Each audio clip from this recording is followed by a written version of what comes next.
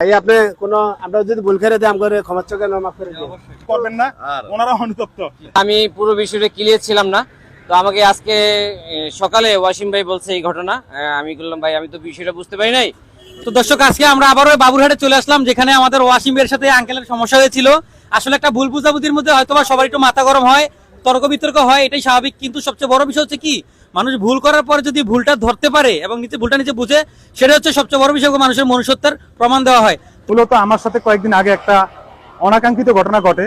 এই বিষয় হচ্ছে আজকে জিনিসটা ক্লিয়ার করার জন্য হোটেল মালিক আমাদেরকে ডাকছেন।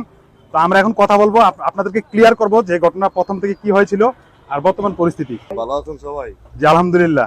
আসলে মাংসের টুকরাটা দেওয়া হয়েছিল এই ভাইয়া, উনি হচ্ছে এর জন্য ভাইয়ের লোক একটু তত্ত্ব ভিতর হয়েছে। তারপরে ভাই আপনি কোন আমরা যদি ভুল করে দেই আমগরে ক্ষমা চোখে মাফ করে দিন যে আপনার মাংসের টুকরা, হ্যাঁ কিন্তু আঙ্কেল ভাবছে হয়তো ওয়াসিম ভাই এই আর কি মিশন, এই অন্য কিছু না। এই আর কি। আপনি অন্য কোনো ভেজাল নেই। আর মোটামুটি জিনিসটা এখন পুরো ক্লিয়ার নাকি ভাই? হ্যাঁ হ্যাঁ, ফুল ক্লিয়ার। আচ্ছা, ফুল ক্লিয়ার, পানির মতো। আচ্ছা যাই হোক, আলমগীর ভাই নিজের ভুলটা বুঝতে পারছেন। আসলে ভুলটা ওনারও না, ভুলটা হচ্ছে ওনাদের এই যে স্টাফ, উনি হচ্ছে ভুল করে ছোট একটা মাংসের টুকরা আমাকে দিয়ে দিয়েছেন, আমি কিন্তু নেইনি। তো যাই হোক, এটার জন্য আসলে আমরাও প্রস্তুত ছিলাম না।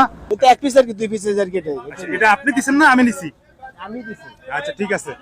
তো মূলত বিষয়টা একদম ক্লিয়ার, এটা ভালো একটা উদ্যোগ।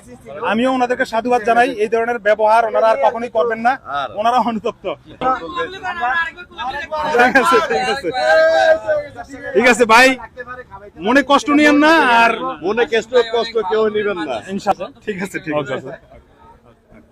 আমি পুরো বিষয়টা ক্লিয়ার ছিলাম না, তো আমাকে আজকে সকালে ওয়াসিম ভাই বলছে এই ঘটনা। আমি বললাম ভাই আমি তো বিষয়টা বুঝতে পারি নাই। যাই হোক, আমাকে হোটেল মালিক আমাকে ফোন দিয়েছে। আমি আপনারা চলেন আমার সাথে, আপনারা এটা নিয়ে একটু যাতে এটা সুন্দর সমাধান হয়। যেহেতু এখানে সাধারণ মানুষের জন্য খাবারটা আয়োজন করেছে, এটা যাতে কন্টিনিউ চলে। 100 টাকায় আনলিমিটেড ভাত বা গরুর মাংস, যাতে এটা কন্টিনিউ কোনো সমস্যা যাতে না হয়। উনি যত গরিব মানুষ যাতে ব্যবসা করে উনি খেতে পারে। আমি ওয়াসিম ভাইকে এখানে নিয়ে আসছি, উনি এটাকে খুব সুন্দরভাবে সূক্ষ্মভাবে সমাধান করে দিয়েছে।